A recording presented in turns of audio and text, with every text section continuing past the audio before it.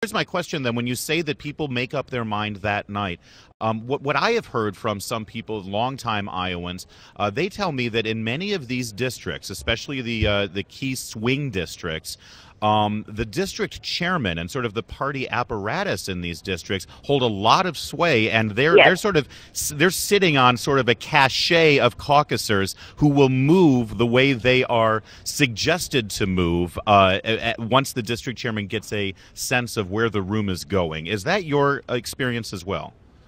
Absolutely. And that's why folks can't predict these things, because, it is very local, and these, they have that bit of, the party still matters in Iowa. In some states, maybe not as much, but in Iowa, it really does. I mean, and if this is like, hey, buddy, I need your help here with this candidate. He's going to do this for agriculture. He's going to do that for business. Yeah. I need you. I need your vote. Well, you know what? That's his buddy, Ted, and he may go ahead and go with Ted because it helps Ted in his position, and then Ted can help him get the goodies later. I mean, it just is what it is. I mean, it's a very local game, and it's not the way it is with everyone. Well, yeah, that's politics, kind of sure. So let's speculate a little bit here, because I've sensed from some of the party apparatus in Iowa that there's some grave concern about Ron Paul showing very well in the caucuses here, because there's concern, frankly, that Iowa will caucus itself into oblivion, and the party will say, listen, if Ron Paul is what Iowa picks for us, or gives Ron Paul this kind of prominence, maybe Iowa shouldn't be first in the nation for our party next time around. And we know that the Iowa caucuses are important to this state and to the economy. Is it possible that the party apparatus here could be silently asking those district chairmen to start swaying some important caucus members over to the anti-Paul side, which may end up being Santorum being the beneficiary of that? Is that, and again, we're just speculating, but do you see a scenario like that happening? No, I'm not speculating. I've talked to the party officials. I know they were concerned about it because, that takes away their significance. In Iowa, they want to keep number one in the nation.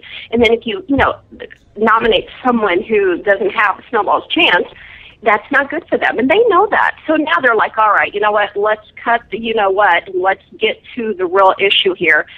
Our relevance is important. The country's relevance is important. Ron Paul doesn't do us any good in Iowa, doesn't do the country any good. We'll never get there, so let's figure out what we need to do. So, yeah, those conversations I know for a fact are going on. So, yeah, you are very right and astute to realize that. Where do you think, from a practical point of view, where do you think Republican establishment types would direct those votes to go? Would it be to a Rick Santorum, or would it be more to an establishment figure like a Mitt Romney?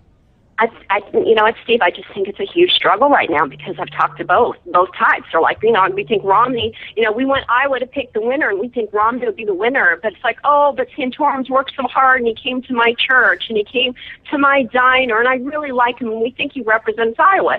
So there's a real split there. So they are concerned about the Ron Paul thing, because if they split that, Ron Paul could be number one, and they really, really don't want Ron Paul to win.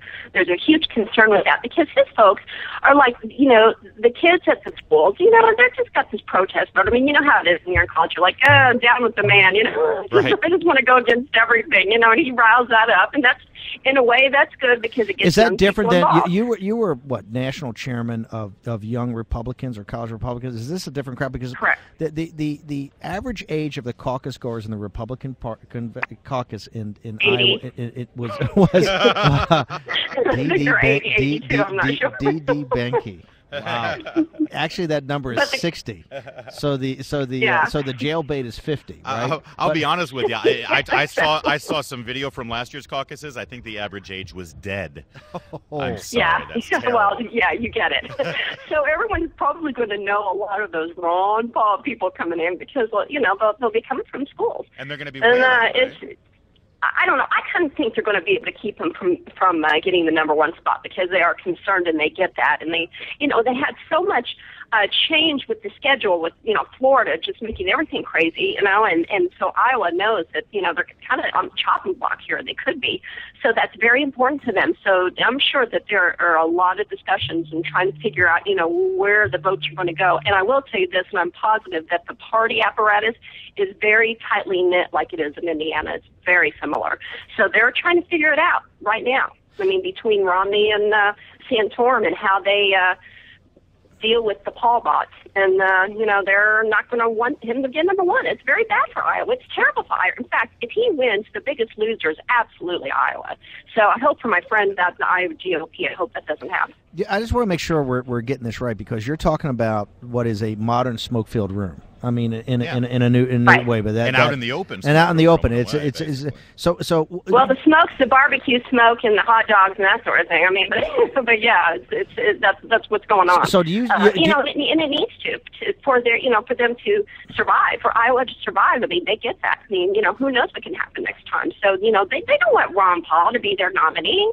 I mean, why in the world? I mean, of course they don't want Ron Paul to be the person that comes out of Iowa, somebody who doesn't care if Iran builds a bomb. I mean, give me a break. That is not what Iowa is all about at all.